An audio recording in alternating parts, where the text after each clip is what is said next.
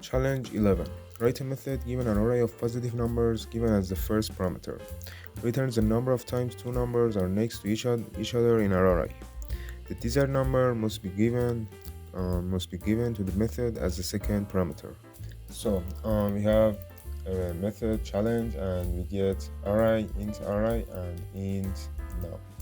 So I create a count variable and equals to default 0, and so for through the array and array dot length -1, and if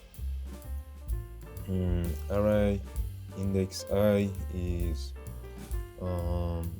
num and array I plus 1 is num, so count plus plus, and after the for return count.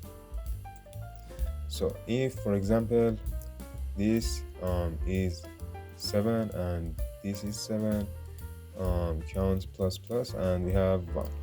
So run, and we have 1, 0, and 2.